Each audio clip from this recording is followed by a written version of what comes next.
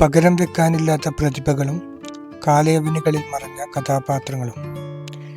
ചിലരൊക്കെ പറയാറുണ്ട്, പൊന്മുട്ടയിടുന്ന താറാവും തലയണ മന്ത്രവും അപ്പുണ്ണിയുമൊക്കെ ഇന്നിറങ്ങേണ്ട സിനിമകളായിരുന്നു എന്ന്. എനിക്കതിനോട് യോജിപ്പില്ല. നമ്മൾ ജീവിക്കുന്ന സാമൂഹികാവസ്ഥകളാണ് സിനിമകൾക്ക് പ്രചോദനമാകുന്നത്. സന്ദേശം എന്ന സിനിമ മാത്രമാണ് അതിനൊരു അപവാദം. വെറുതെ ഒന്ന് ആലോചിച്ചു നോക്കി, പൊന്മുട്ടയിടുന്ന താറാവ് എന്ന സിനിമ ഇപ്പോഴാണ് ചിത്രീകരിക്കേണ്ടി വന്നതെങ്കിൽ കഥാപാത്രങ്ങളായി ആരൊക്കെ അഭിനയിപ്പിക്കാം? തട്ടാൻ ഭാസ്കരനെയും പവിത്രനെയും സ്നേഹലത എന്ന കുറുമ്പിപ്പെണ്ണിനെയും പുതിയ തലമുറയിൽ നിന്ന് കണ്ടെത്താൻ കഴിഞ്ഞേക്കും.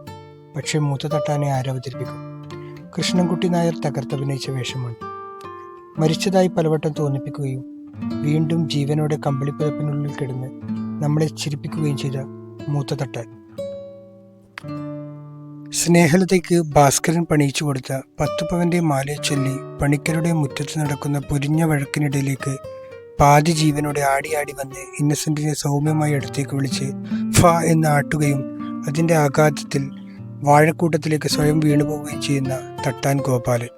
ഇല്ല, കൃഷ്ണൻകുട്ടി നായരല്ലാതെ ആ വേഷമിടാൻ എൻ്റെ അറിവിൽ മറ്റാരുമില്ല, അന്നും ഇന്നും. അതുപോലെ തന്നെയാണ് ശങ്കരാടിയുടെ നാട്ടുപ്രമാണിയും കരമന ജനാർദ്ദൻ നായരുടെ ഹാജിയാർ. വേറെ ആരുടെയെങ്കിലും രൂപത്തിലെ അവരെ കാണാൻ മനസ്സ് സമ്മതിക്കുന്നില്ല. ആവശ്യത്തിനും അനാവശ്യത്തിനും നാട്ടുകാരുടെ വിഷയങ്ങളിൽ ഇടപെടുകയും സന്ധ്യാനേരങ്ങളിൽ ക്ഷേത്രമുറ്റത്ത് ഉറഞ്ഞു തുള്ളുകയും രാത്രിയായാൽ രഹസ്യമായി ഇത്തിരി ചാരായം മോന്തുകയും ചെയ്യുന്ന വെളിച്ചപ്പാടായിട്ട് ജഗതി ശ്രീകുമാറില്ലാതെ പകരമാരുണ്ട്?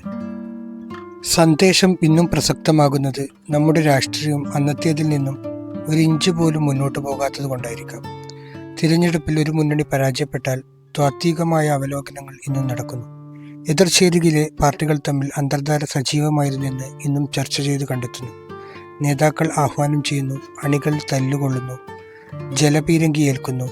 ഒരു മാറ്റവുമില്ലാതെ സന്ദേശകാലം തുടരുന്നു. അഭിനേതാക്കളുടെ കാര്യം അവിടെ നിൽക്കട്ടെ. 21ാം നൂറ്റാണ്ടിലേക്ക് നമ്മൾ പ്രവേശിക്കുന്നതിന് മുൻപുള്ള കഥാപാത്രങ്ങളിൽ പലതും ഇന്ന് തിരശ്ശീലയ്ക്ക് പിന്നിലായിരിക്കുന്നു. ശരിക്കുള്ളൊരു വെളിച്ചപ്പാടിനെ പോലും ഇന്ന് കാണാൻ കിട്ടുന്നില്ല. പണ്ട് ഉത്സവകാലത്ത് നാട്ടിൻപുറങ്ങളിൽ വെളിച്ചപ്പാടും പരിവാരങ്ങളും എത്തും. അത്തരമൊരു വെളിച്ചപ്പാടിൻ്റെ കഥയാണ് വർഷങ്ങൾക്ക് മുൻപ് നിർമാല്യത്തിലൂടെ MT പറഞ്ഞത്. പിൻഗാമി എന്ന സിനിമയിൽ വരെയുണ്ട് വെളിച്ചപ്പാട്.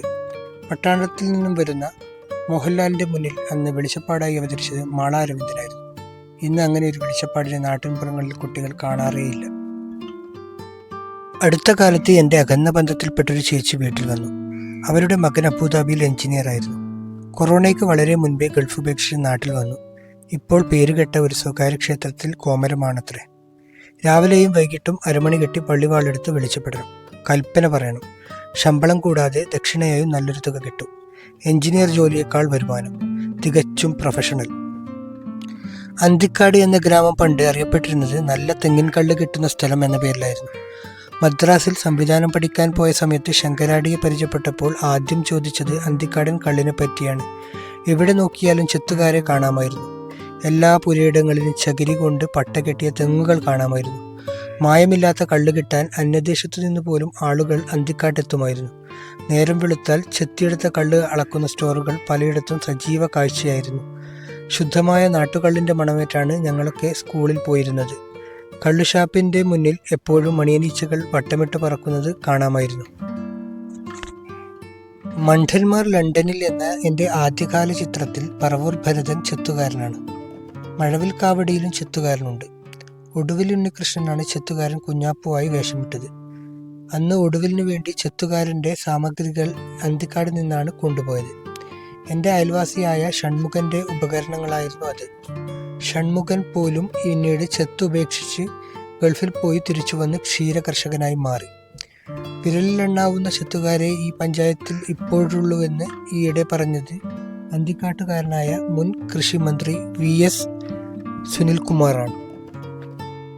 നാടോടിക്കാറ്റിൻ്റെ 2ാം ഭാഗമായ പട്ടണപ്രവേശത്തിൽ CID ദാസനും വിജയനും കുറ്റാന്വേഷണത്തിൻ്റെ ഭാഗമായി കുട നന്നാക്കുന്നവരായി വരുന്നുണ്ട്. കുട നന്നാക്കാനുണ്ടോ എന്ന് വിളിച്ചു ചോദിച്ച് നടക്കുന്ന മോഹൻലാലിനെയും ശ്രീനിവാസനെയും KPSC ലളിത വീട്ടിൽ വിളിച്ചു കയറ്റുന്ന രംഗം ആ സിനിമയിൽ കണ്ടവർ മറക്കാനിടയില്ല. അക്കാലത്ത് നാട്ടിൽ അതൊരു സ്ഥിരം കാഴ്ചയായിരുന്നത് കൊണ്ടാണ് സ്വാഭാവികതയ്ക്ക് വേണ്ടി അത്തരമൊരു രംഗം സിനിമയിൽ ചേർത്തത്. ഇന്ന് ആ ഒരു വിഭാഗത്തിന് നാട്ടുവഴികളിൽ കാണാറേയില്ല. അതുപോലെ തന്നെയാണ് കല്ലുകൊത്താൻ നടക്കുന്നവരും. ചെറിയ ചെറിയ നാടോടി സംഘങ്ങൾ കല്ലുകൊത്താനുണ്ടോ എന്ന് വിളിച്ചു ചോദിച്ചു പോകുന്നതും പലപ്പോഴും കാണാമായിരുന്നു. കമലിൻ്റെ കാക്കോത്തിക്കാവിലെ അപ്പൂപ്പൻ താടികൾ കല്ലുകൊത്തുന്നവരുടെ കഥ പറയുന്ന ചിത്രമാണ്. ഇന്ന് ആട്ടുകല്ലും അമ്മിക്കല്ലുമൊക്കെ പുരാവസ്തുക്കളായി മാറി. മിക്സിയും ഗ്രൈൻഡറും ഇല്ലാത്ത വീടുകൾ ഇല്ലെന്നായി. പിന്നെ കല്ലുകൊത്തുകാർക്ക് എന്തു പണി? കക്ഷത്തൊരു ബാഗും ആ ബാഗും നിറയെ ജാതകക്കുറിപ്പുകളും യുവതി യുവാക്കളുടെ ഫോട്ടോകളുമായി നടക്കുന്ന കല്യാണ ബ്രോക്കർമാരെയും ഇപ്പോൾ കാണാനില്ലാതായി. മനസ്സിനക്കരയിൽ മാമുക്കോയെയും അച്ചുവിൻ്റെ അമ്മയിൽ KPSC ലളിതയും കല്യാണ ബ്രോക്കർമാരാണ്. പുതിയൊരു സിനിമയിൽ അങ്ങനെ ഒരു കഥാപാത്രത്തെപ്പറ്റി ആലോചിക്കാൻ പറ്റില്ല. മാട്രിമോണികളും കല്യാണ ഏജൻസികളുമൊക്കെ ആ രംഗം കീഴടക്കി കഴിഞ്ഞു. സ്വന്തം കല്യാണം സ്വയം അന്വേഷിക്കുന്ന ഒരു പെൺകുട്ടിയുടെ കഥ പറഞ്ഞുകൊണ്ടാണ് വരനെ ആവശ്യമുണ്ട് എന്ന സിനിമ തുടങ്ങുന്നത് പോലും. അത് സംവിധാനം ചെയ്ത അനൂപിനോട് ഞാൻ പറഞ്ഞു, നിനക്കൊരു വധുവിനെ ആവശ്യമുണ്ടെന്ന് പറഞ്ഞ് ഞാനൊരു പരസ്യം കൊടുക്കട്ടെ എന്ന്. അവിവാഹിതനായ യുവസംവിധായകനായി ഞാൻ ഷൈൻ ചെയ്യുന്നതിൻ്റെ അസൂയയാണ് അച്ഛനെ എന്ന് പറഞ്ഞ് അവൻ മുങ്ങിക്കളഞ്ഞു. തമാശയല്ല.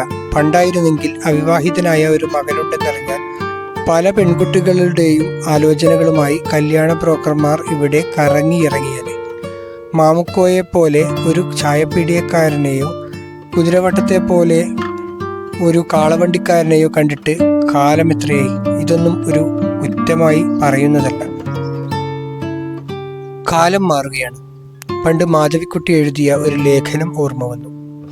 ഒരിക്കൽ പേരക്കുട്ടികളോട് മാധവിക്കുട്ടി പറഞ്ഞത്രേ, നിങ്ങളെക്കുറിച്ച് ഓർക്കുമ്പോൾ എനിക്ക് സങ്കടമുണ്ട്. ഞങ്ങളുടെ കുട്ടിക്കാലത്ത് എന്തുമാത്രം കളികളായിരുന്നു.